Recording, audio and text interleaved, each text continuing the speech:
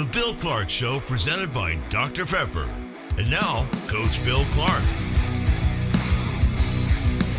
Welcome in. It's the Coach Bill Clark Show, presented by Buffalo Rock, Dr. Pepper, Pat Smith, along with Coach Bill Clark, Molly Robinson, on this beautiful day as we're taping this podcast. And Coach Clark, the SEC baseball tournament is in Hoover. I was just curious, were you a big baseball guy growing up? Did you play a lot of youth ball? Yeah, I loved it. Played it.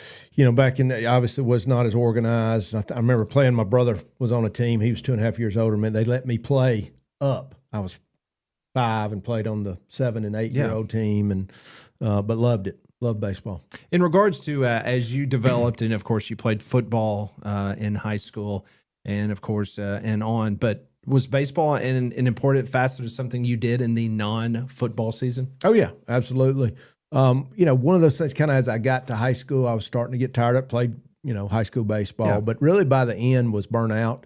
And I think that goes back to some of the things we talk about with, is the word now sports sampling? What is the word for people that get to play multiple sports? And granted, I said all the time, you're going to have your loves, and sometimes that love is all you want to do. But if we open ourselves up to allow kids to play other sports and multiple sports, you grow from all of them. And I love getting to go season to season. And it was that time probably was a little burnout on baseball by the end.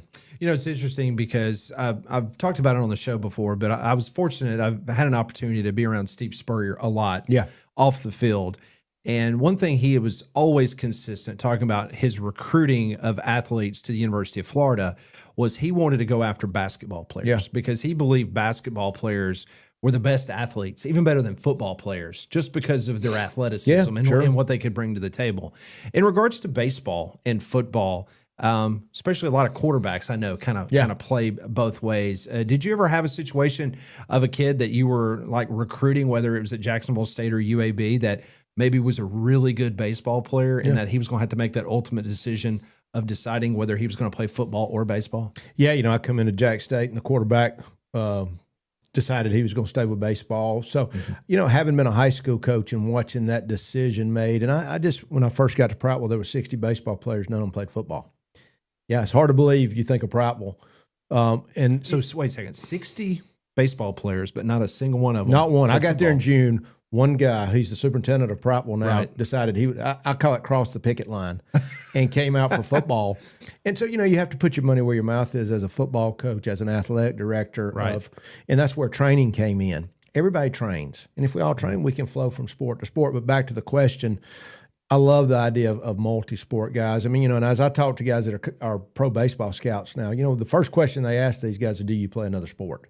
Because they're looking for athleticism. They're looking for toughness.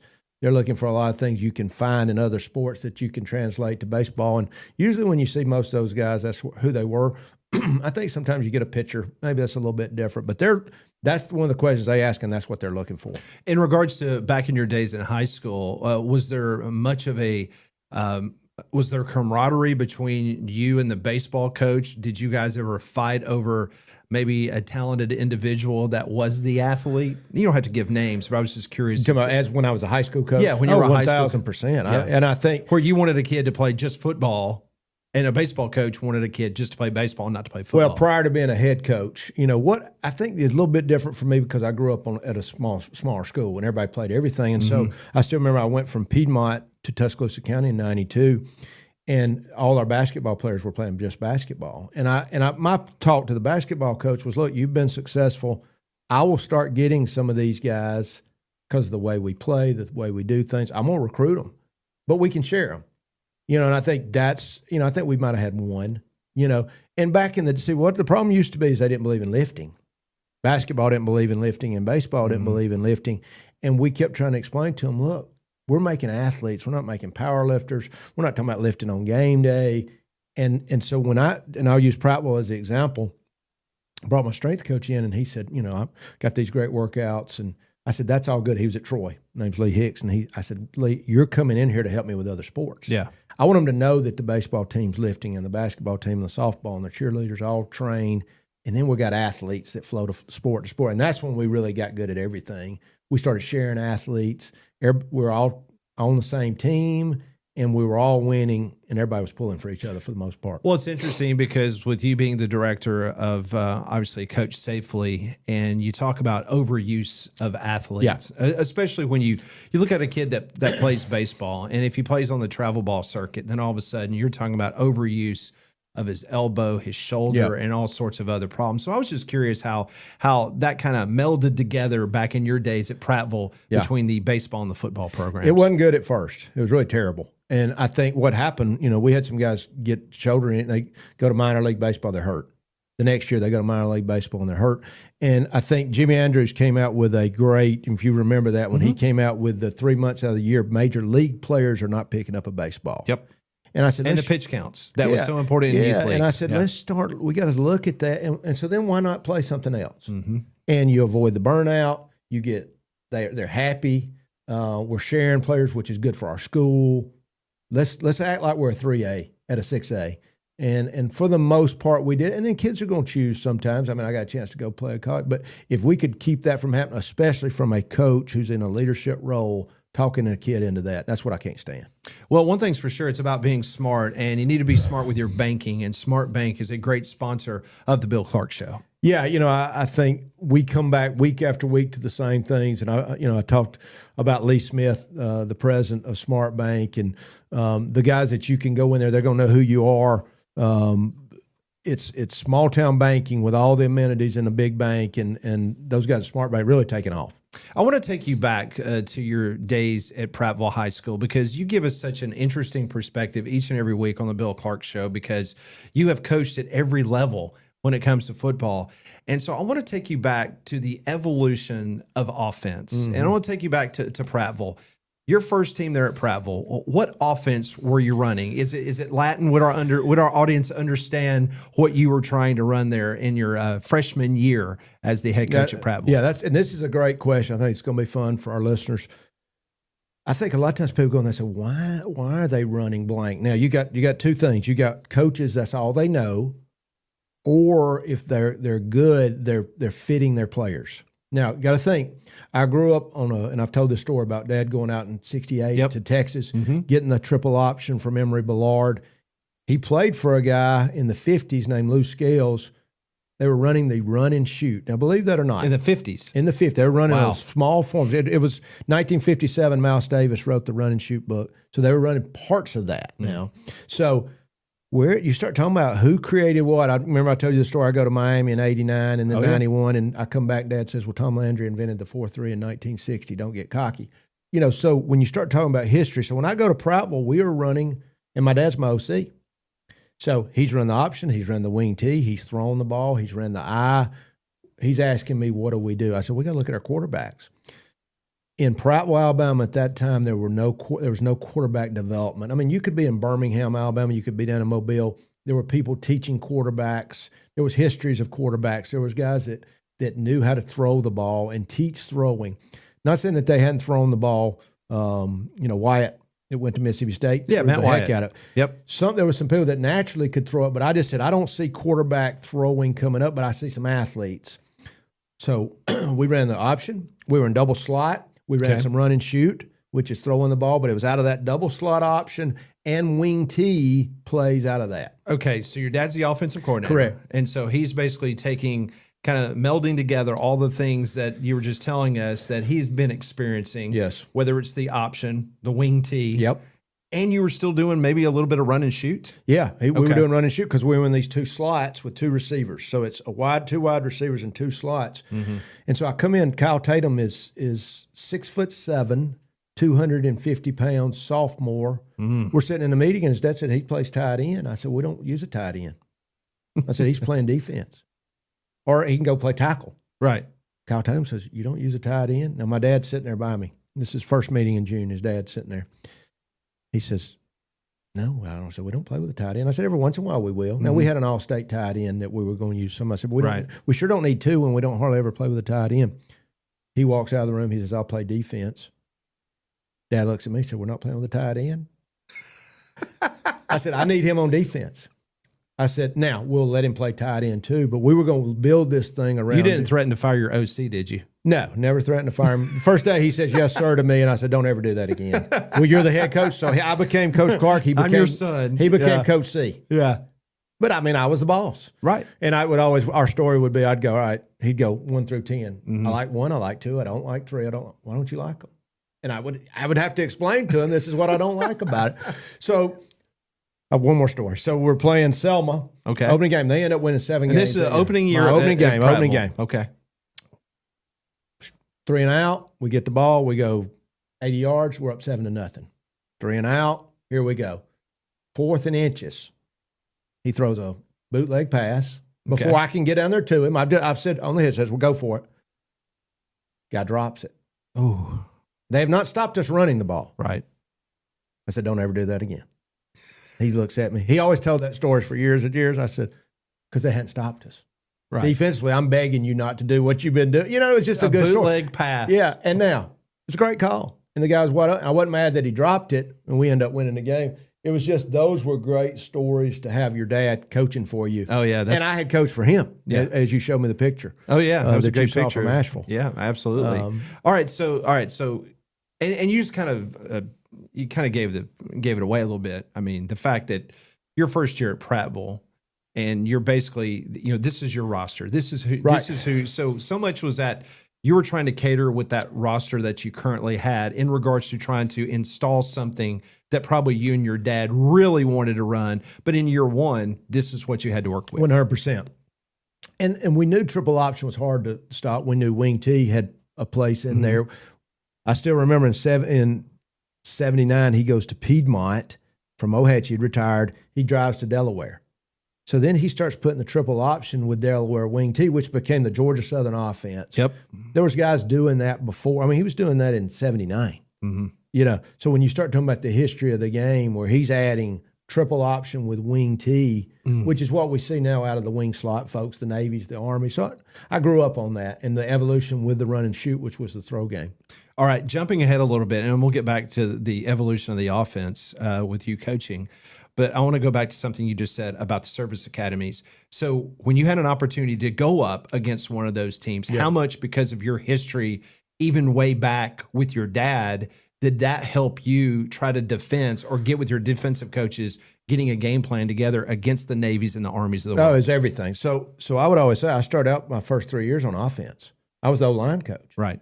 And I always say, if you can go coach the O-line, you have now taken, in fairness to them, that's not always the case, but the worst athletes on the team. Now, that's not necessarily the case where we look at, like I said, Kyle Tatum, 6'7", 265, and he runs 4.7. Right. This is a guy that could play anywhere. And that's what happens now with a lot of these guys. But you're doing more with less in a truly thankless job, and they've got to be together.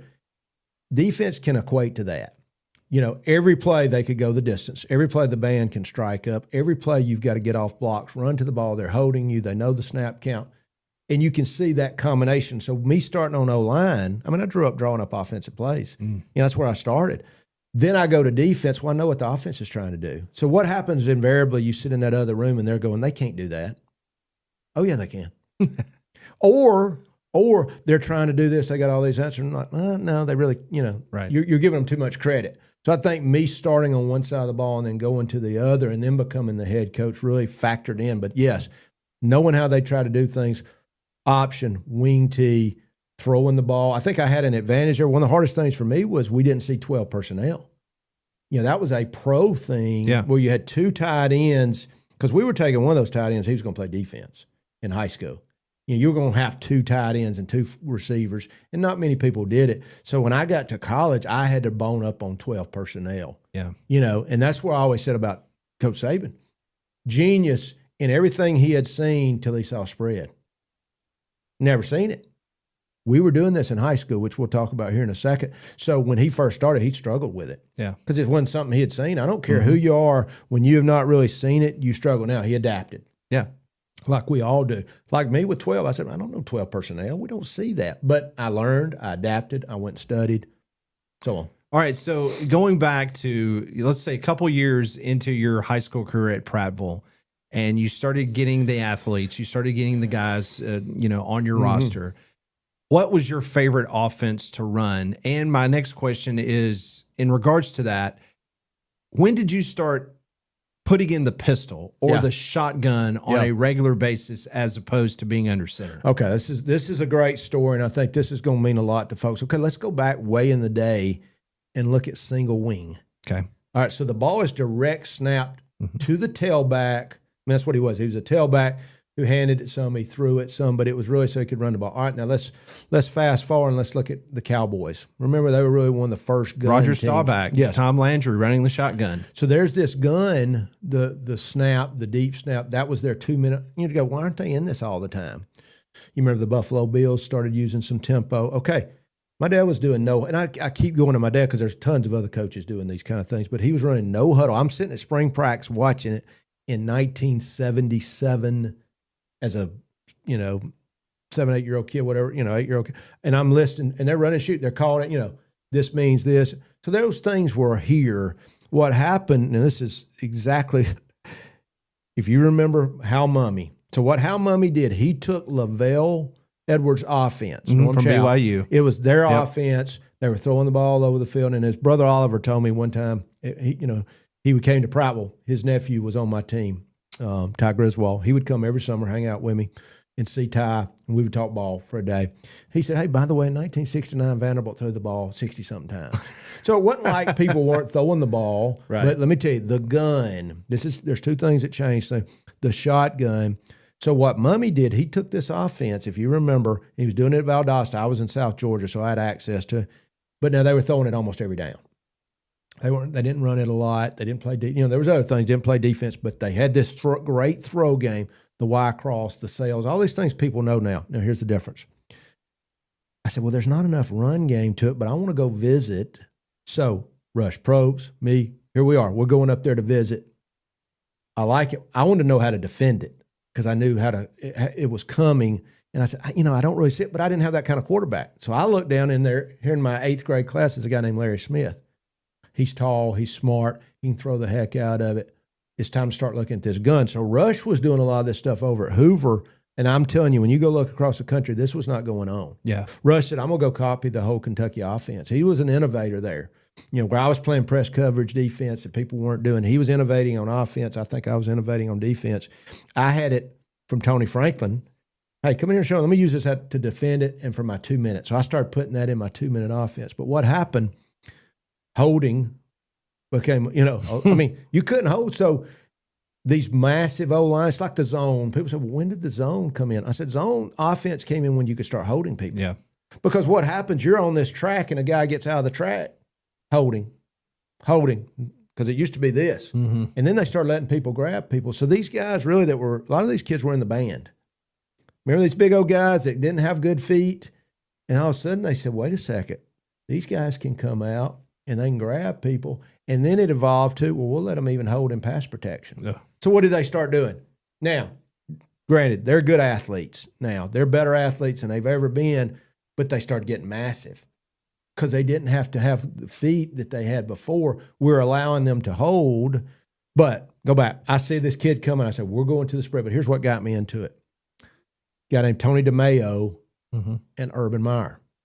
Urban Meyer starts running the football out of the gun, option football. He had been with Lou Holtz. He had run the option. I'm like, that's what I'm looking for.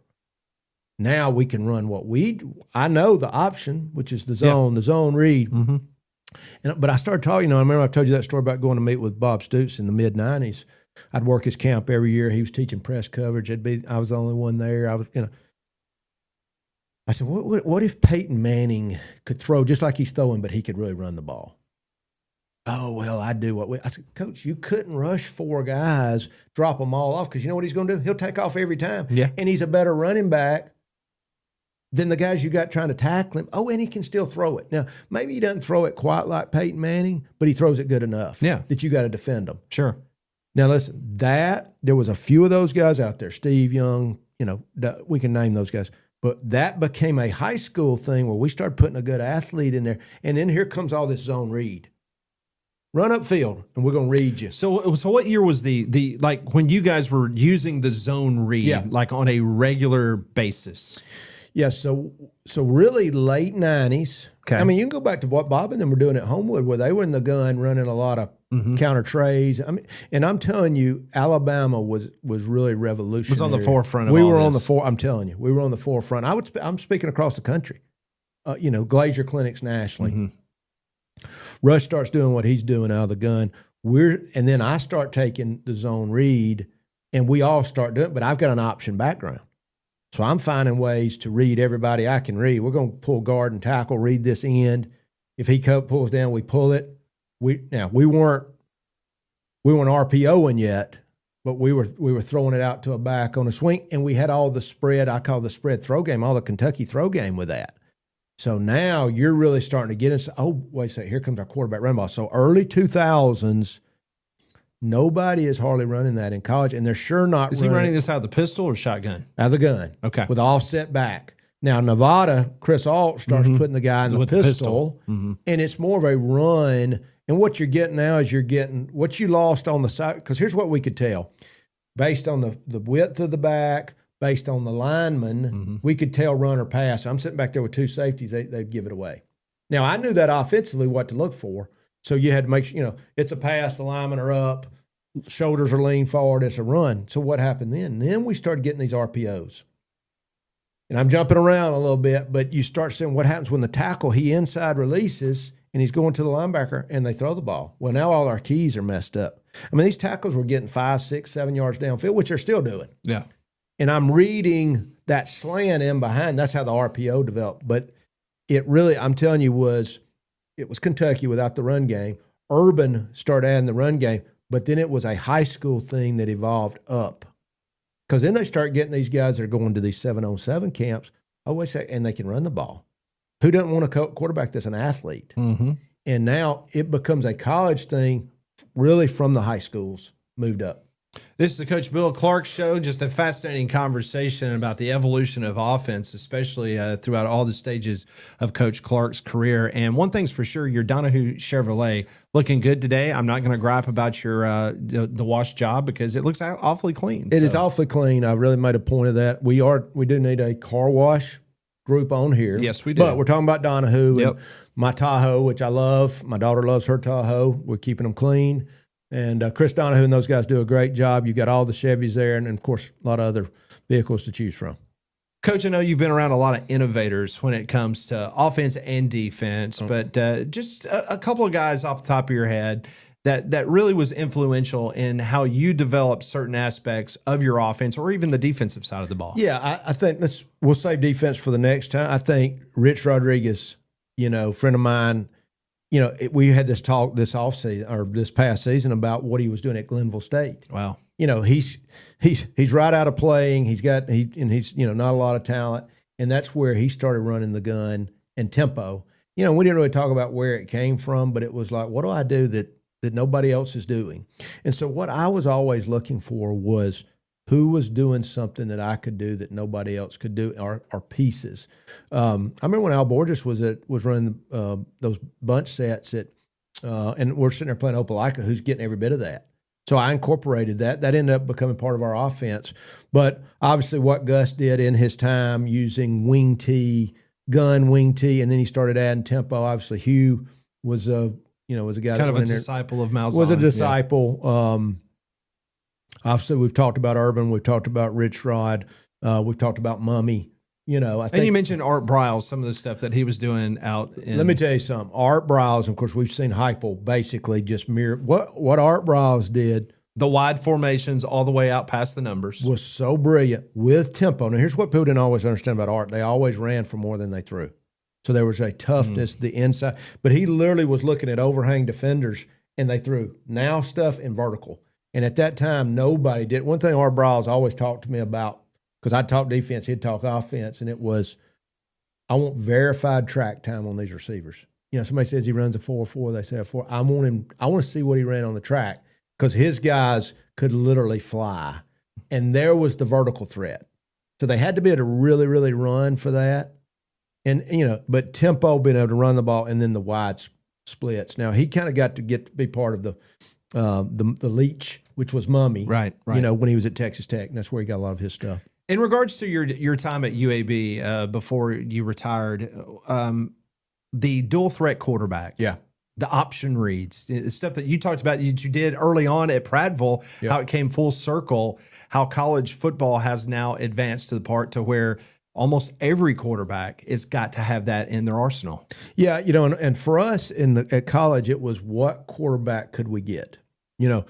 A.J. Early, who was our first quarterback, was a good athlete who could throw the ball, and that's kind of how we built the offense around him. Then Tyler Johnson was our next quarterback.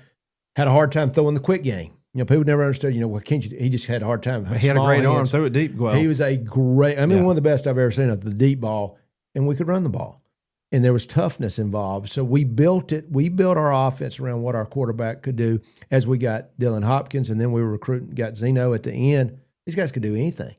These guys got cannons for arms and run 4.5, 4.6, 4. And we were starting to get where we could do more and more and do more, but along with it, still protecting the football, those things that still win the game. So our offense was built around what our quarterback could do and also what wins games. Were you ever tempted to, whether it was a season that maybe offensively was a little bit frustrating for you? Now, again, you had great offensive coordinators work underneath you, but did you ever get to the point to where you wanted to just let's go back and let's run the wing tee. Let's do something absolutely crazy, or at least maybe insert a couple of items from the old days because you just know that the opposition probably hadn't seen it or could defend it? Yeah, a good story, Jacksonville State. We would get, and John Gross was my OC. Of course, John came up with us. That picture you showed of me of Asheville, I got John out of the halls, and he gets on the staff. But a guy that, like me, had to go take what you had and make more with less. We got in a hit, what we called it was literally old school single wing. We had a running back, DeMarcus James, put him there. He set the NCAA record for most touchdowns. Every time we got on the goal line, we went to that. 2 big D linemen in the backfield, another blocking back, 2 tight ends and a wing, and just 23 times, whatever. I can't remember what it was. It was the NCAA record at the time. Direct snap to him. Amazing. Another amazing group is the Canine Protection Group. And this group, man, they are outstanding, and they're Alabama-based. Yeah, just such a cool story. Veteran-owned. These are the dogs that we'll see at stadiums. They can smell for, the guns and the bombs. And, of course, they're based out of Auburn, Opelika. Really just great to see our veterans and them doing well, and we appreciate their support. It's been a lot of fun today on the Bill Clark Show, kind of going back and talking about how it's changed throughout time, and they say everything, like in fashion and everything else, comes full circle. Does it kind of amaze you when you do take a look back at a snapshot of where it was and where it is today? Well, and it's like we always said, I want to be different and I want to be good at it. And so that's what happens as people start to catch up. You're always trying to be on the cutting edge. You're trying to be different but good and fit your people. So that's really where the mindset should be. And you would love it for you're the only one that's doing something that they only get a few days to prepare for. So that's kind of how that evolution, and that's why we always end up going back to things as people, they start throwing it every down. Who's the team running the ball? People are running the ball more, then you're the person throwing it, and mixtures thereof. Just a great conversation. Thanks for joining us each and every week here on the Coach Bill Clark Show, presented by Dr. Pepper, Buffalo Rock, great company, Jimmy Lee and those guys, just fantastic. Yeah, we appreciate Dr. Pepper supporting college football, and obviously Jimmy Lee. They don't get any better than those guys. Matthew Dent, the guys at Buffalo Rock. We appreciate you tuning us in. For Molly Robinson, Coach Bill Clark, I'm Pat Smith. Have a great week. We'll see you next week on the Coach Bill Clark Show.